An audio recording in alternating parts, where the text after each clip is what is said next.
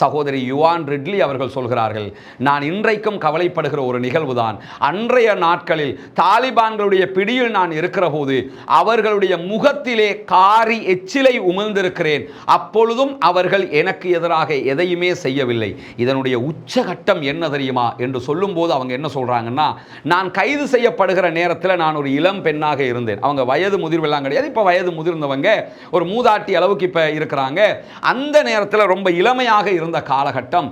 அந்த காலகட்டத்தில் நான் தாலிபான்களுக்கு எதிராக செயல்பட வேண்டும் என்பதற்காக சிறையிலே சில சந்தர்ப்பங்களில் முழுமையாக ஆடையை நீக்கி நிர்வாணமாக அவர்களுக்கு முன்னால் நின்றிருக்கிறேன். நிர்வாணியாக நான் நிற்கிற போது அவர்கள் அடுத்த பக்கம் திரும்பி நின்று விடுவார்கள்.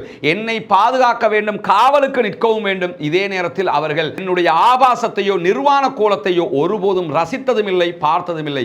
உடனடியாக மறுபுறம் திரும்பி நின்று விடுவார்கள்.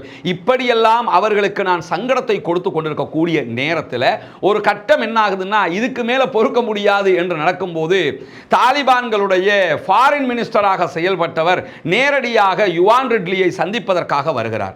வந்து சந்தித்து என்ன சொல்றாருன்னா, ரிட்லி, எங்க நாட்டுக்குள்ள நீங்க தவறி எல்லாம் நுழையல, திட்டமிட்டு தான் நுழைஞ்சீங்க. எங்க நாட்டுக்குள்ள தகவல் சேகரிக்க வந்தீர்கள். இருந்தாலும் நாங்கள் உங்களை விடுதலை செய்வதற்கு தயாராக இருக்கிறோம்.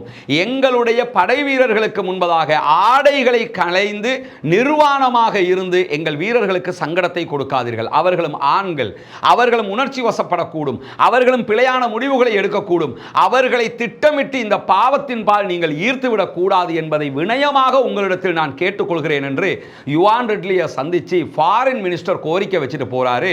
அப்படியே ஷாக்காகி நின்றுறாங்க. நான் ஒரு இளம் பெண்ணாக இருக்கிறேன், பிரித்தானியாவை சேர்ந்த பெண்ணாக இருக்கிறேன், ஆங்கிலம் பேசக்கூடிய பெண்ணாக இருக்கிறேன். அவர்களுக்கு முன்பதாக இப்படி ஒரு கோலத்தில் நிற்கும் போது அதற்கும் அவர்கள் மயங்காமல், இணங்காமல், இசைவாக்கம் அடையாமல் தங்களுடைய மேலிடத்திற்கு முறைப்பாடு செய்து ஒரு ஃபாரின் மினிஸ்டரே வந்து சந்திச்சு நமக்கு அட்வைஸ் பண்ணிட்டு போறாரு. என்ன இது என்று நினைத்துக் கொண்டு அவர் எழுதுகிற போது என்ன சொல்றார் என்று சொன்னா, நீங்கள் தாலிபான்களையோ ஆப்கானிஸ்தான் மக்களையோ அழிப்பதற்காக ஆப்கான் மீது அமெரிக்கா குண்டுகளை போட வேண்டிய தேவையில்லை. அவர்களுக்கு முன்பதாக நிர்வாணமான பெண்களை நிறுத்தினாலே அவர்கள் தெரித்து ஓடி விடுவார்கள் என்று தன்னுடைய புத்தகத்திலே அவர் எழுதக்கூடிய காட்சியையும் கட்டுரைகளில் அவர் சொல்லக்கூடிய காட்சிகளையும் நம்ம